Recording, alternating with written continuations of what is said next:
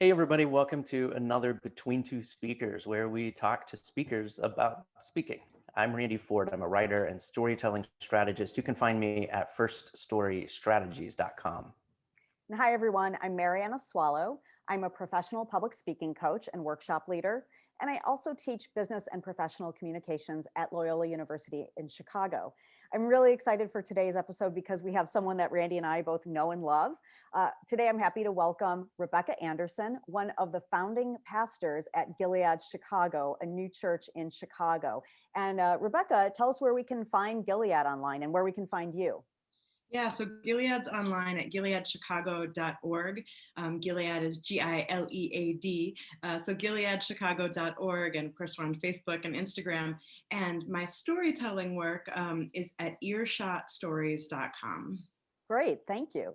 So, Rebecca, I wanted to have you on as a guest because I'll start with the first thing I wanted to ask you about. You actually pastor at two places, and you are basically cranking out a speech every week. And I work with people who struggle to crank out one a year or twice a year. So, how are you able to continually produce? But also, because I've heard many of your sermons, and they're, for anyone listening, they're quite enjoyable. Full disclosure, I attend Gilead from time to time. Um, how do you keep them fresh? Because that's one thing I notice about your sermon that I hope no one minds me saying. And Randy, you can chime in on this because I know you've been to Gilead. Your sermons are way fresher and more engaging than most of the sermons I grew up with. So, how do you do it? Yeah, I mean, I laughed as soon as you asked because I was like, well, one way is a weekly deadline. I mean, that really helps. So, it's a thing that I'm responsible for. So it's flip and it's real. But in terms of the fresh content, I mean, first of all, thank you for saying that. I don't think they always are. I mean, I definitely go through kind of dry spells where it feels like more like work a day, and I do it truly because there's a deadline and because it's my job. But my process, so I'm a storyteller also, and was became a storyteller probably about the same time I started preaching. And I think there's some overlap in the way that I prepare a sermon and the way I think about a story. With a sermon, both of our churches, we operate within a monthly. It's usually about a month long, a monthly theme. So I'm someone who benefits greatly from having an idea early enough to let it percolate.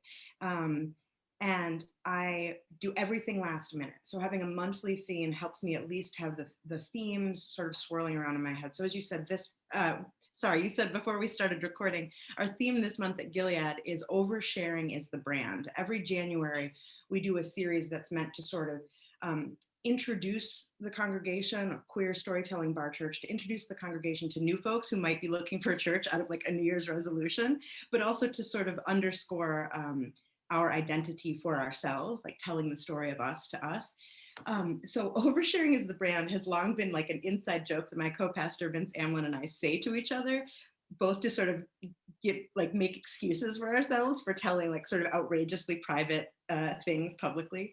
But we also think that there's a real value to it. So anyway, so I'm getting off, but so I have this theme, Oversharing is the Brand, and I have the why that we're doing it, which is to introduce or reintroduce ourselves, to sort of shore up our sense of self.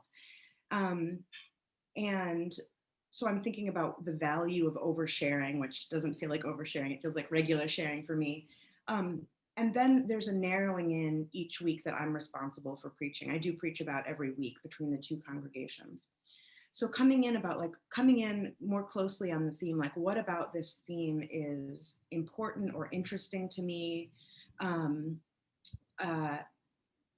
So what's it about is a question that I either start or end a process with, like, what is this about? What's it mean for me this time?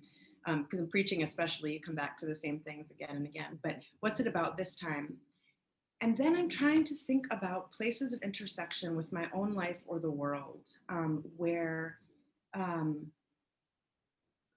it's often about a kind of emotional valence, like when have I had not a similar experience to like a biblical text, because thank God I had very few experiences that are like biblical text. But Well, you are living through a plague. Let's just put that out there. so now, yeah, now I do have Now you some. Now there's more resonance. But I try to think of like what's the feeling in this like biblical text, or what is this about, and where is there something similar that's about something similar in the world. And my style of preaching that I love the most, like when I feel like I'm on my game and in my voice, is to stitch together as closely as possible a biblical or whatever the like what might feel like the sermony parts, like the Bible story or the teaching or whatever it is, to stitch that part of the sermon as closely together with the personal or contemporary narrative, so that people can hear potentially can hear some resonance between those two stories, like what made me put them side by side in the first place. And so sometimes that's as simple as a party trick where I use the same phrase to tell the Bible story as I do to tell my own story. But that's a thing that I work hard at because I want it to be fresh. It's not important to me that people like love the Bible, like the Bible isn't the thing, but the work that those stories can do for some people, like I want to give those back to people, especially who in some cases have had them taken away because they've heard.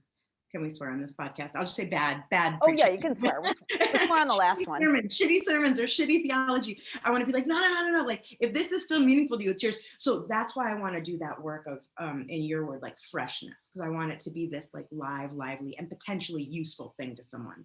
So that's a lot, but that's some of how I think about the how of a sermon and the why, like why I try to do it that way. Yeah.